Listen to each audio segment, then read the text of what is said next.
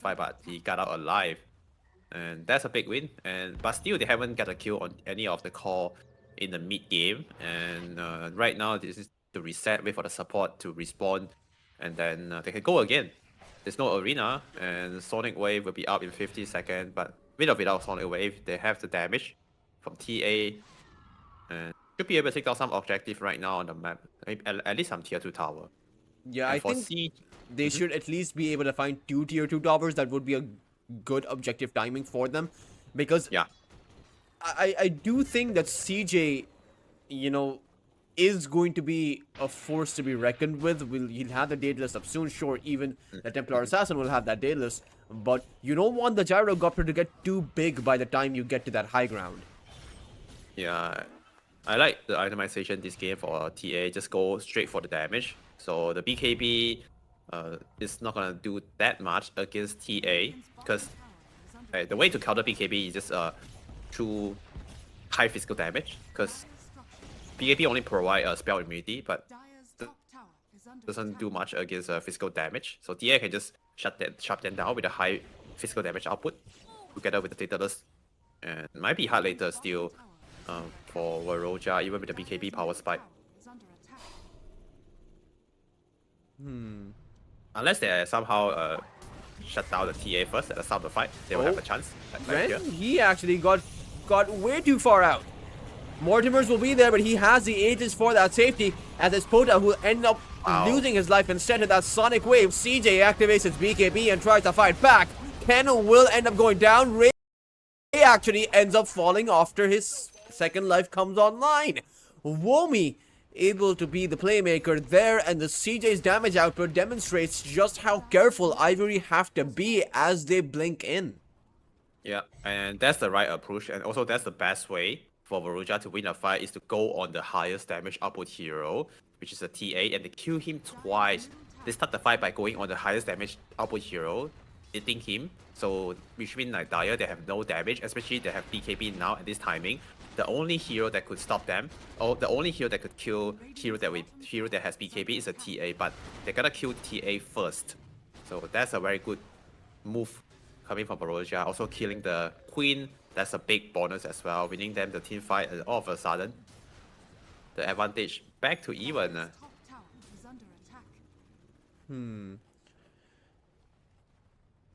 Gyro also about to complete the Satanic, and that's gonna help him to man fight the Queen or the TA. The question is, Yuhang, CJ is the only one that's actually having a good game. It's the fact that CJ is right now massive, even compared to Templar Assassin. He's 4,000 net worth ahead. Is that going to be enough to deal with a lineup that is, in contrast, more evenly spaced out in terms of net worth?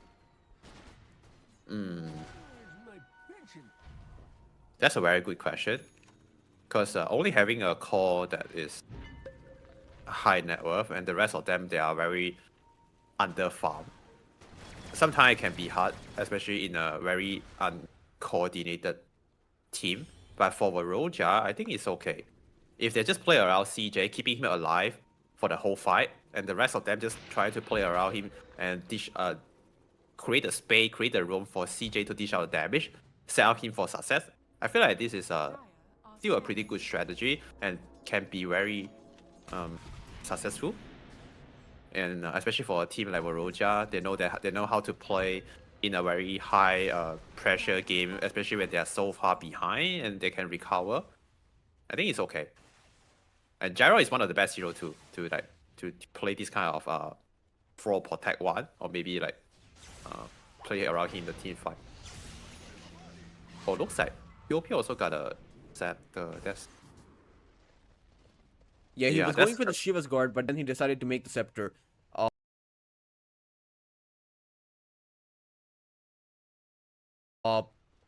Not exactly a lot of melee cores found in this game, but I suppose the Scepter should give the Queen of Pain some leeway as to just not blinking in too close to the Gyrocopter. Just keep dishing out the Shadow Strikes from a bit of distance, keep slowing him down, and, well, at the end of the day, it is, the Scream of Pain's increased magical damage it is good, but I would have preferred the Shiva's Guard, especially with the boomerang, especially with the AoE damage they have coming in. They might need the Disruptor's Aghanim Scepter though, but Teehee is, well, he's a position 5, so we can't exactly expect him to have that Aghanims. Yeah, it's still quite too early for Teehee to have that item. It's not that farm. He didn't get that much of kill. Oh, there's a good glimpse. Force out the BKB at least. It's now down to just about 6 seconds. Yeah, there's a small W for Ivory, and they're gonna take advantage of the BKB cooldown on Mars to go for a smoke play. They're trying to make a fight here. Oh, Ken need to be careful. Pota will not be able to find Ken, who doesn't have a BKB. This is, you know, the drawback of a Queen of Pain versus Storm matchup. It just feels like inevitably, regardless of how much you dominate the early game, you end up falling behind compared to the Storm. Yeah. So I can only depend on the Blink to survive. I like how he purchased a shot earlier. It's a very good very good. Oh wait, what? No, Ren, that's the one hero you cannot lose on Ivory. They'll lose their carry, and without him, they have no map control. Yeah, he just got his BKB, but I guess he couldn't use it in that fight. The chase stun and the burst him down. And CJ also has a Daedalus, so they're gonna dish out a lot of damage. Oh, middle. Mid lane Ken is in a bit of a bind, but he does manage to find the blink out. Could have used the arena on top of him, but I suppose the Mars wasn't nearby fast enough. Yeah, and speaking of Mars, he is getting a Hex. And I like that. One of the best items to deal with the Queen, especially when he's not getting any defensive item right now.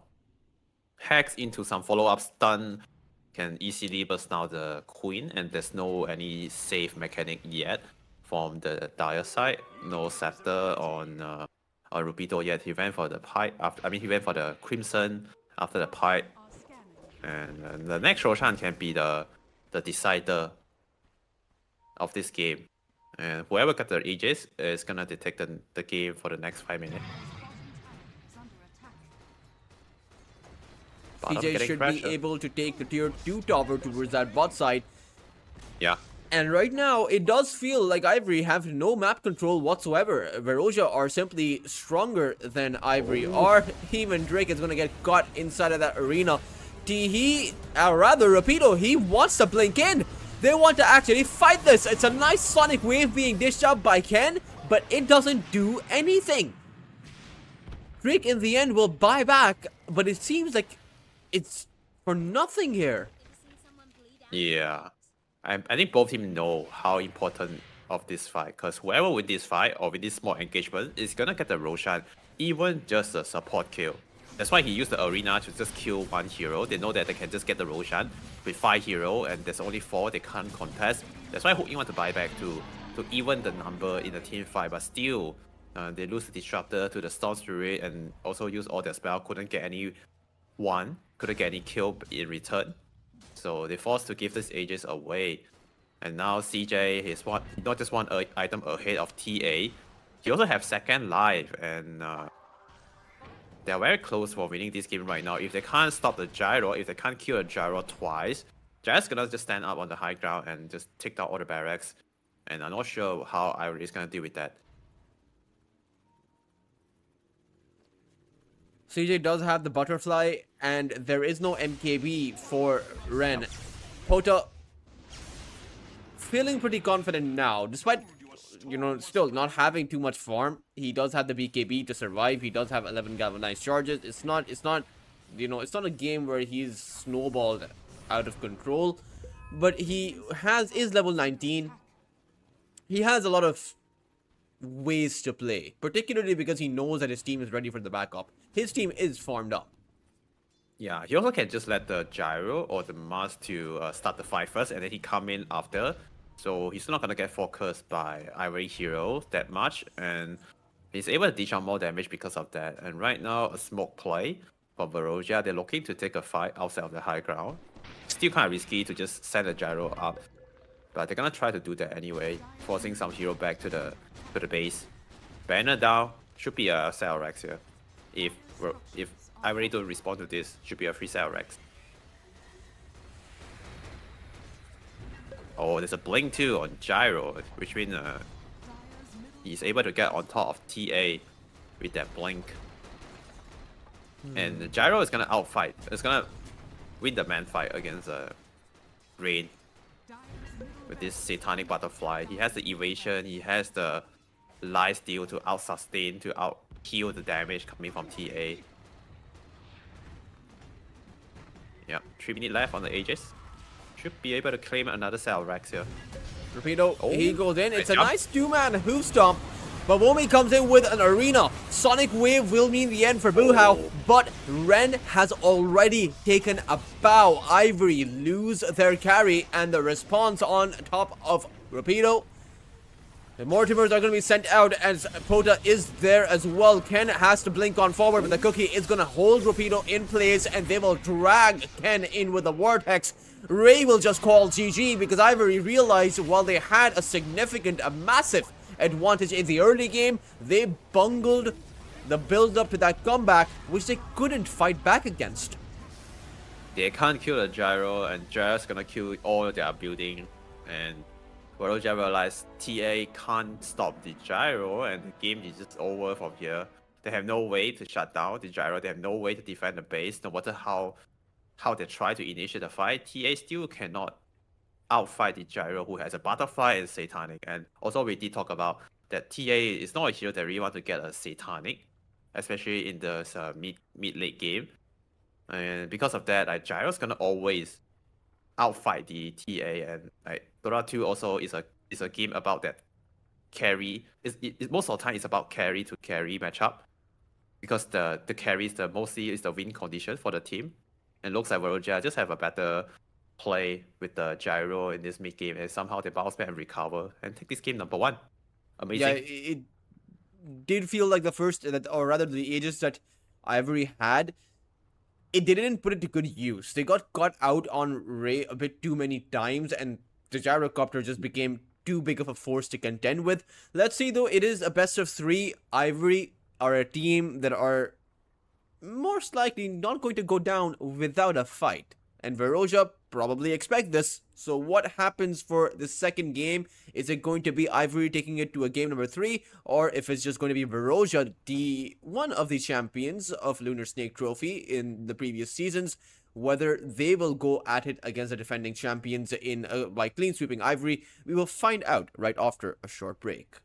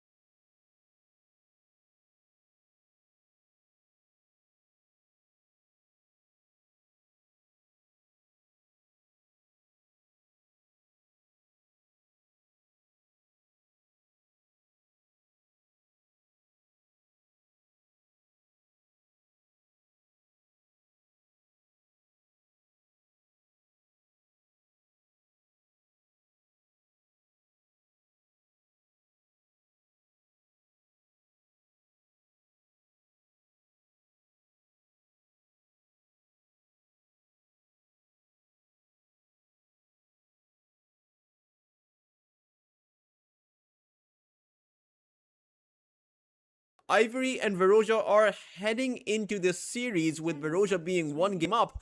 And Ivory, they still don't feel the burn. They actually will pick up a Pudge, Yuheng. Oh man, I'm not sure why they go for the patch pick, and every time I see a patch in a pro game, I always get a weird feeling. And they also pick up the Omni Knight.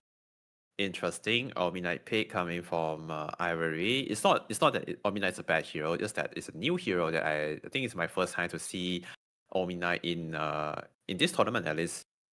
And I'm not sure what's the idea behind of this Omni Knight pick. They also grabbed the Grimshock, 3 rare hero picked by Ivory. This is gonna be a interesting game. Yeah, it really feels like Mm-hmm. it's a weird time to actually pick up some flex heroes, right? The Omni Knight, Yeah. the Pudge. While Veroja, they're just gonna play it clean and simple. Pick up the Gyrocopter like that last game, pick up a Spirit hero like the Ember Spirit. Seems like Pota wants to show off his versatility here, and they'll have the Disruptor as well as the Mars. So I believe Ivory had a Disruptor in that last game, but just, Veroja will pick it up this time around. Omni-Knight is a good hero against the arena and against the Disruptor, though. You just apply that repel on anyone, including the Pudge, and suddenly the Pudge or even a Tiny are going to be very strong. Yeah, that's true. It's like a free BKB that could put it on himself or anyone of his friend, and like you mentioned, it's super good against the Disruptor or the Mars. Counter the Glimpse, counter the Arena, and a lot of team banning out the Pota 2 Storm or Pota 2 Ember Spirit, even in the first banning phase. And Veroja just grabbed the Ember Spirit here for Pota 2 without seeing the without being sure the matchup in the mid lane. But Ember just I feel like maybe it's one of his confident or comfort hero. And Veroja, they still have the option to go for the Meepo pick and putting Gyro on the support if they want to. But let's see, this pick will reveal if this is gonna be a carry Gyro or not. Okay, so it's gonna be a support Gyro with this Weaver pick. I think Weaver is good against Pudge. Couldn't it just be a support Weaver too and a carry Gyro? Yeah, could be. But I see CJ play very good Weaver in pop, and I think he also enjoy playing the hero. That's why they go for this. Oh wait, what? Meepo is on the other side. Oh, it's getting more and more interesting. Yeah, that was certainly not something that I was expecting. Ivory, who will be picking up a Meepo, playing it against CJ as I don't know if CJ is gonna be smiling or frowning about that pick. Yeah, after this Meepo pick, I think it's better to put Weaver as the support right now because of the Earthbind, the net. It's a hard counter to Weaver. So putting Weaver back to the support, and definitely a good adjustment for Veroja. And maybe that's a beauty too of these two picks. The Gyro got the first pick and also the Weaver last pick. Very good drafting and keeping this draft flexible and open. Have the option to swap around the Weaver or the Gyro carry after the meatball pick. That's a genius move.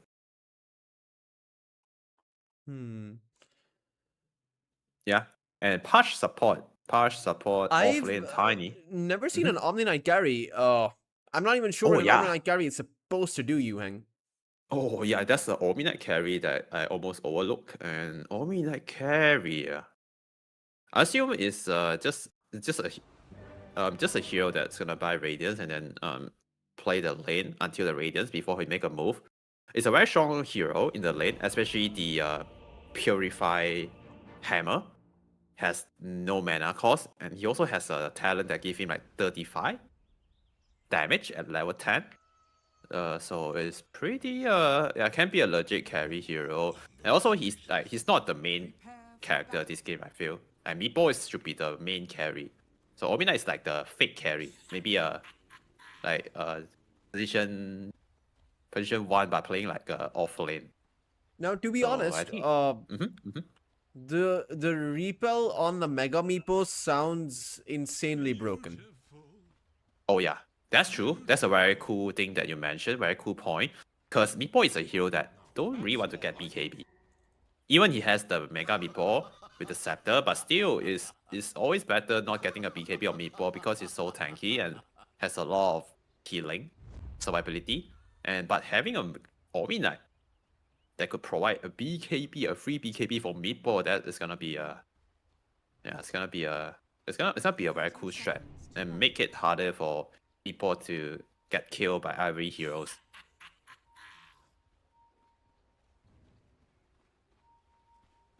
Oh, smoke break. Well, I don't think either side is going to actually take a fight. Drake is there with a hook, and if you get hooked in, Yeah. you are most likely going to die there. Unless, of course, it's the Weaver who gets hooked, but you never really know. Yeah. Oh, rather, no, it's a Disruptor. It's going to be Buhao who Buhao. get hooked, and Buhao is dead. There is no way he'll get out of this one, and First Blood will be drawn by Ivory. They'll actually give it to Wow. Ken. Yeah, very good play from Ivory, giving the last hit to the core hero, giving him the extra bounty, extra goal. And Patch also did gain the free strength. He was in range for that one. Yeah, perfect start. Getting a first blood, free strength.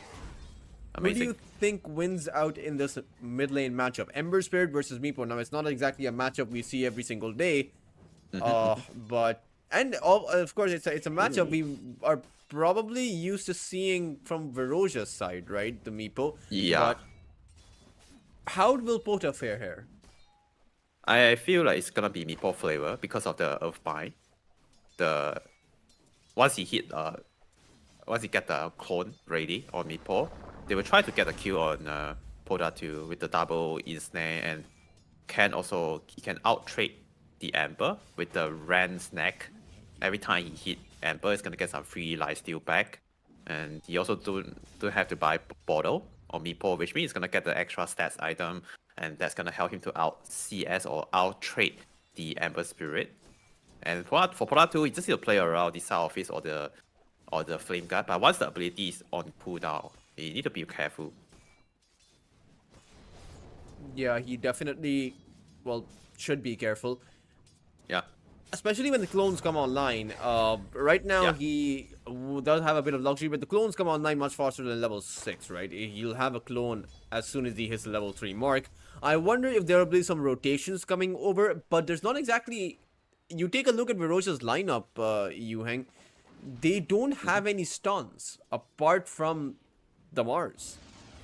Yeah, that's a big disadvantage of the Veroja lineup. Oh.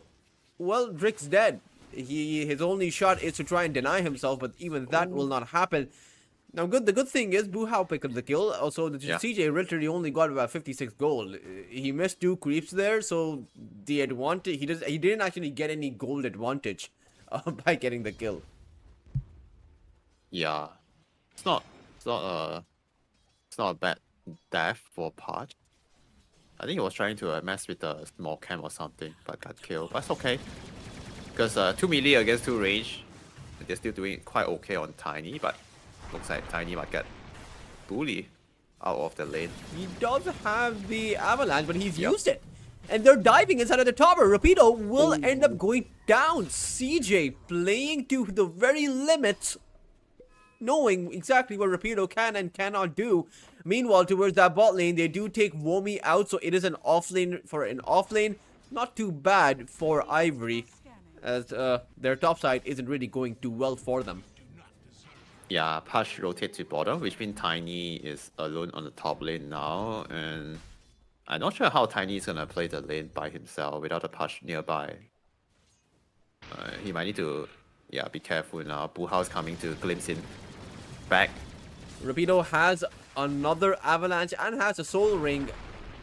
Dishes out the avalanche, but CJ has the afterburner. Rapido though hit his level 3, so he can essentially toss CJ back. Yeah, I could use the stun to buy him some time, try to survive, but he also loses half of his HP. So the next play with the glimpse might be able to kill him. Oh, Ken ends up going down towards that mid lane now. Yeah. Very surprising kill. And you're right, Wow. the Pudge rotating away is really hurting Rapido. It's not just the fact that he's getting bullied here, it's also the fact that he can't get any last hits. Ivory needed Okay. to change things around here. As Drake won't dish out the hook. The loss of Ken, though, that one is going to hurt Ivory. Yeah, Poda 2, and that's why people are banning out Poda 2 Ember Spirit. Maybe this is why he's just too good with this hero. But how many heroes do you ban out, man? Like it's you ban his Storm, you ban his Ember. Yeah. You have to ban the Meepo, or pick Yeah. the Meepo like Ivory have just tried. I do remember YG also tried that strategy. They did pick up the Meepo against Veroja. Oh, It did not work. okay, they got a kill on top, and Patch is dead. Yeah, top lane is done, I think, for Ivory. Gyro is getting out of control. I don't think they want to play the lane anymore. They have the glimpse to always set up for the kills, and 2 melee hero against 2 range against Gyrocopter some more with the Rocket Barrage. It's difficult for Ivory to play the top lane. Mid lane, good hook. Ooh. Oh, Poda ends up going down. Drake picks up a kill thanks to the hook. Certainly the kind of return kill, the kind of breathing space that Ivory needed. yeah, that's a good rotation from Patch. Getting a kill on the Ember Spirit. And for Meepo, right now, it just need to farm up. Push out lane with the poof, or maybe just right click, push out the lane, and then go and jungle. And here, Teehee is playing with the Weaver here. There's Oh. no silence for Teehee, but they do have the ensnares, or rather the earthbinds. Ching will Yeah. end up going down as Teehee picks up the kill. The Weavers really should be playing a lot more careful. I'm not exactly too sure what he was doing there, and I don't exactly know what the idea is when you don't have any stuns available. As far as rotations go, because if you don't have a stun, you can't rotate. True. Also, that is why we can just demonstrate how strong is Meepo against Weaver. Like with double Earthbind, there's nothing much Weaver can do, and the only survive ability for Weaver is the Sukuji, but he can't move. Even he has high movement speed with the Sukuji, once he got ensnared, and that's why they're putting the Weaver to the support position. But also because of that, they have no stun. And by switching the Weaver to the support role, that could be one of the big disadvantage for Veroja this game. Pota pushing out the support heroes. Meanwhile, 7-minute Shrine of Wisdom is going to spawn. No one actually going for a Shrine of Wisdom play, but Rapido is being chased towards that top side. Should end up going down once more. This is, like you mentioned, a done and dusted lane for Ivory. They cannot recover here because they don't simply have the hero to find the recovery. They'd have to pull in too many resources. But towards that bot lane, there is a fight ensuing. It's Ren who wanted to get the Shrine of Wisdom. And you have to remember, this is a carry all alone to secure the Shrine of Wisdom. That is not a play that you would expect. Yeah, giving his life to that is it's not cool. I feel like it's not worth it to die for the Wisdom Shrine. He didn't even get it. Yeah, so it's pretty sad for the Omni Knight. You know, He was doing okay. the draft makes me feel like the Omni Knight offlane and the Tiny carry would have been much better, considering how things are working out right now. True. I think yeah, with the Omni Knight offlane, he had 1 point of repelled. And then he can just try to dodge the glimpse. Oh. Nice TP from Push. There's 2 hard cam creep right there, sharing the rocket barrage damage. That's gonna allow him to survive mid lane. Chain Pota combo. is in trouble. He is going to get hit by that Inkswell, held in by that Earthbind. But in the end, there are only 2 Meepos available. So the level 1 Earthbind can't actually chain lock the Ember Spirit. Okay, good try. Almost. That was close. And if they have 1 more Meepo, with 1 more net, might be able to get a kill.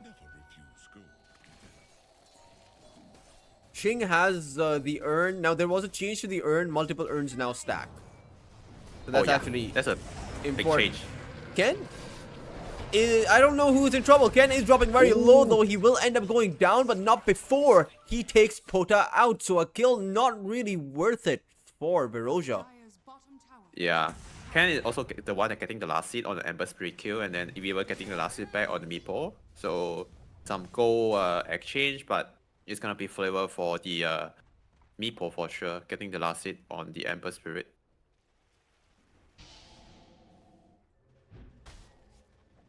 Omi Knight level 6 now. No point on the repel yet. Maybe later after he max out the Q and E. He's going for the Radiance. Yeah. He had the Echo Saber queued up first, but now he's switched it up to that Radiance. Radiance is very... Yeah. Radiance is very important for a hero like Omi Knight who don't have any farming... real farming abilities or any like farming potential. So he does need the Radiance to help him to push out wave, to clear wave faster. And maybe after the Radiance can still go back for the Echo Saber to utilize the high base damage later. Also the mana sustain is kind of important too from the Echo Saber. Meanwhile, jungle. Does seem like a Veroja know where exactly the farming patterns of the Meepo will be. It's difficult to play with this kind of a strategy against a team like Veroja. I will say that for sure. For any team that, even for a team like, say, Execration or one of the bigger Southeast Asian teams out there, picking up a Meepo comes with a certain kind of risk that you have to be prepared for. Yeah, also right now, looking at the... top lane. Might see a fight brewing. Womi coming in for the arena, but gets held back by Drix Dismember. However, Teehee will end up going down first. Rick will go down next. Womi will not fall. Oh. I feel like right now, Ivory, they are kind of behind, not just in farm. They also don't have any core to play with the support because they lost top lane. And Meepo still need time to farm the item, and then Omina also not able to do much. No real item yet. No Radiance. Oh no, Ken! He's gonna get caught once more. He will be able to find the poof away. Okay, good jump. But top lane for Ivory right now, they might need to abandon this lane. But Hush still coming back here. Disruptor and Weaver is sitting in the Radiant Triangle, ready to strike the top lane anytime. And Poda 2 also able to join this one. He has a random on the top area nearby the Seeker shop. Big fight is coming. Okay, here we go. Smoke. There is smoke, but there is also a potential wraparound coming in from that backline. Yeah, Rapido will Sakuchi in, misses the Swarm, as Swarm doesn't catch anyone either. Now there is the Phantom's Embrace by Teehee. Doesn't have the Soulbind up quite just yet, but maybe they can take Xing down. Xing, though, he'll spot everyone out. He knows where Teehee is, he knows where Drake is. He will get silenced, though, and brought back. But boo-how, that was a setup for that Static Storm. And now Pota comes in with the Ember Spirit, catches the two supports, and Rapido gets hit by that homing missile. This is going to be a 3-for-1 trade, with Rapido going down to the Vessel Burn. A very substantial trade-off for Veroja. Yeah, I like how Veroja move around on the top area. They also used a scan earlier, and they check that area, and they know that Ivory might be coming to gang the top side. They are prepared for this one so well, and they kill all three of them, only losing a Weaver and that perfect static storm after the on top of Weaver death. That was perfect setup by Veroja. CJ, that was a great hook being found by Drake. And they'll be able to get the kill on CJ with Ken revealing his Diffusal Blade. That is, again, perhaps a kill that Ivory really needed to get. Yeah, CJ got a bit greedy on the tier 1 tower. The tier 1 tower was very low health. He's trying to kill the tier 1 tower, but Touch read that play and land a perfect hook. Kill the kill on Gyro. That's a big one. Now, I'm not okay. Okay, Arena trying to kill the Omi Knight, but repel and TP out. Yeah, Drake. Yeah. Though he doesn't have the repel, he'll TP out, in some metaphorical sense. Yeah. Tier 1 tower is very low on that mid side. Ray, unfortunately, can't actually fight back because right now he is a support Omni Knight without that Radiance. Oh, Rapido. CJ got. Oh, this is not good. This tiny. Yeah, it's more like a support tiny now instead of off lane. It feels like there are a lot of supports in this game, Yuhang. You know, it's at least until they find their farm. Ren is close to his Radiance. He has a Sacred Relic now. Oh. Unfortunately, he might be further away from it as he goes down here. Now, this doesn't actually hurt Ren all that much, right? Because he did buy out that relic before he died, so he had barely 50 gold in his inventory, so he doesn't actually lose all that much. Pota will be grabbed up by that Dismember, and they should be able to take him out. Ken's Earthbind is a bit too much for just about anyone caught inside of it to actually survive. Yeah, they also have a Touch and Grimstroke nearby, follow up with the Silent and Control. There's no chance that Ember will be able to survive. Yeah, Omni did bought the second relic before he died, but losing his life on like not able to farm for like maybe 30 seconds on the map still kind of hurt him a lot. Maybe delay his Radiance timing by a minute.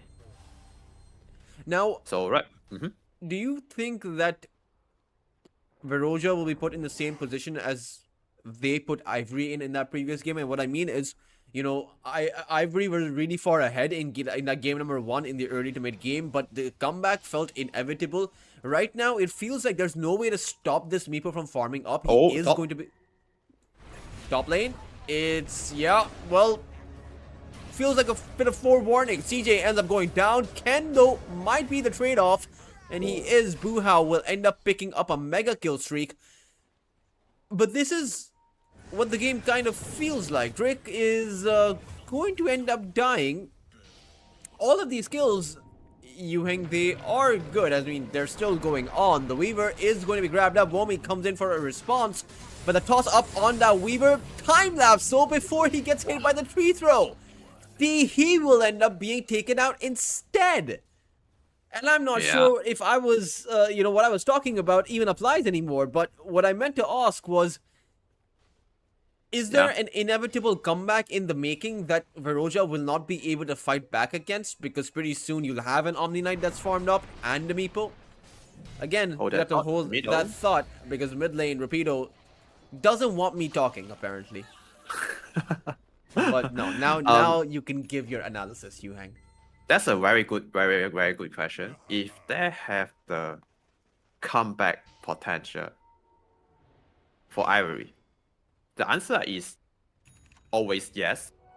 Especially with the right heroes. They have the Meatball, a hero that could carry the game by the hero alone. I remember when I started playing Dota for the first for the first few years, and I run into some people. Weaver does have the time lapse coming out now, so should be just fine. And actually going to perhaps set it up for another arena to come on top of Ken. He will end up going down as towards the side. He takes a bow. Rapido is going to get caught in once more, even though he throws out that avalanche toss. He is going to be dead to rights. Pota has an amplified damage rune as this Podge Drake is getting speared around, glimpsed around, and before you know it, Ivory, they've lost 4 of their heroes and they got nada out of that fight. Yeah, they got 4 kills without losing anyone, and at this timing, Ember Speed with the Spirit Vessel is gonna keep running around, get kills all around the map. Not gonna give any chance for Ivory to farm up their next item. And back to the question you asked us now, do they have the comeback potential for Ivory? The answer is yes. I remember the first 4 years when I started playing Dota, I run into some random pub. There's a Meepo booster. He just carried the game 1v9, so they have the right hero to do so, to make the comeback, but only if he has the right item. Currently Ken, he don't have the scepter yet, and he need the Mega Meepo in order to survive in that kind of situation. But without a proper net worth and item, it's kinda hard for Ivory to make that comeback. And meanwhile, CJ also progressing very fast with his scepter, Daedalus, and once he got all the items online, is able to carry the game like last game. And right now, Ivory just getting outscaled by Veroja heroes right now, and just a matter of time that Jay will just take Roshan, take down all the objective, and Ivory just prepare for that one. Oh, did get glimpsed back into the static storm, but it'll actually be He who will be the casualty in the midst of all of it. Womi will be on a killing spree as Ken does make it out. Wuha will get a lot of kills this game. He has a blink already on the disruptor post fight at 18 minutes. He's so that's gonna 1 in allow... 11. Oh yeah, he's gonna be the fat disruptors. He might have very early static Arcanum Scepter later to upgrade his static storm. Now they're gonna go for smoke play, setting out kills, setting out wards on the Raider map. Rapido. It's been a rough time for the Tiny. He does have the repel, so can get away, but because Rain used the repel on Rapido, it'll be Ren who's the one in trouble. Guardian Angel is not going to protect him there as Ken comes in with the Meepos, but CJ is here ready to dish out the pain and the hurt. CJ ends up with a double kill. Rapido might just end up going down before he makes it across, and it'll end up being a full team wipe. CJ ends up with an ultra kill. Yeah, they kill the Ember and the Mars. That's a big win, shutting down 2 core hero. But CJ come in, clean up the fight, getting ultra kill, 4 kills, and that's gonna bring him to the top net worth, 20 minute, 12k net worth, and just complete his Daedalus. And Roshan also on the bottom Roche pit, which means they can go for the Roshan anytime now. They have the damage, they have the right heroes to do so, and the game will get even harder later for Ivory once Gyro finishes BKB and get the Aegis. And I'm not sure if they have enough item or enough power to deal with the Gyro later, because we can see from the last game, CJ has no problem to carry the game by himself. Oh, does feel Ken is like a bit of an underwhelming performance by Ivory. I feel like a conventional draft would have been a little bit better, I suppose, but I'm not sure. I mean, we've yet to see Ren have any kind of impact. We've yet to see Ken have any kind of impact. Trying to make some impact now. This smoke play, trying to get something done on the map, and this is a good call. They have some item. Yeah, use on Tiny, Blink on Omni and Tiny. If they get any big kills here, there's a chance they can still bounce back to the game. And they know exactly where's the Veroja hero. They saw the shot. They also see the couriers, but Ren has decided to whack one of them to the ground, so... Okay, that's gonna give his location away to the Veroja. But it's okay, they can take the tier 1 tower. Something, they get something with this smoke play. Yeah, it's an okay consolation prize, I suppose. Yeah, but they do need to get kills, Yuheng. You know, they can't avoid the elephant in the room. They exactly. Yeah, they need especially to with this Aegis play. Like, do you contest this? You not contest this? If you don't contest this, your high ground is going to be at risk. Yeah, for sure. They need to address the problem here, which is they are very behind, and they're also not playing. Looking at this lineup, they're not gonna outskill the Dire heroes, which means they are playing with the time bomb and my expo anytime, and having only Meepo as the main carry, and that they're also not doing that well. And I kind of worry for Ivory right now. Aegis on CJ, they are ready to go. Might make a fight here. Oh, Ren, he jumps forward. There is an observer ward on top of Puhao, who won't be able to escape, but Ren has traded his life for just the life of a support. So I'm not exactly too sure how worth it that actually is. Veroja? Arena catches out Teehee. Ren will actually buy back, but by the time he comes here, he won't actually have Drake to defend with. CJ will be held in, but he actually has the Aegis, but Ren will be able to overpower him. Guardian Angel gets sent out as Ken is waiting for that second life. CJ respawns, is in a world of trouble, trying to make his escape, but no, he stands his ground and actually goes for a fight.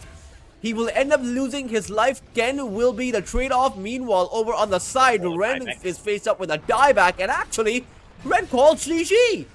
Ivory will be eliminated from Lunar Snake Trophy, as it will be Veroja who will go on once again to those grand finals to face off against the defending champions of Cringe Station, Team Yasho. 2-0 Veroja. If you ask me why and why this happened, I think it could be because of the game number one. Because in the first game, Ivory, they have such a good start, right? But somehow they got come back by Veroja Gaming, and in a very close. I mean, in a winning game when they are so far ahead. But Ivory, they lost all their lead and get come back by Veroja. That's gonna hurt them a lot in terms of the team morale. Maybe Ivory, they still couldn't recover from the first game, and by looking at the draft, the way they play. They lost the lane that's supposed to win in the middle, and Tiny lane also totally got destroyed by Veroja. And seeing CJ so farm up, I feel like maybe Ivory just want to give it out, and they know that they couldn't win this game, couldn't win today. It is. Well, you know, some part of me would have liked to see Ivory put up a much better fight. As I see the pods twitching out right over there on the corner of the screen. But Ivory, you know, they're a household favorite in the Southeast Asian scene. Veroja are building up a name for themselves too. Now, individually, their players do have quite the name for themselves. But as a team, Veroja haven't had the kind of success that teams like Young Galacticos or Ivory have had. But they are changing that narrative. Let's see what will happen as Ivory does exit in third place. So they do snag quite a bit of that prize pool. But the real prize is that championship title. The real prize is going to be played in about a few hours. It will happen today, guys. The grand finals between Veroja and Yasho. This is your host, Tultros. This is your co-host, Yuheng, beside me. And we will be bringing you to the grand finals in about a few hours. So make sure to stay tuned on in. And you can have yourself a break in the meanwhile. But we will see you all in a few hours.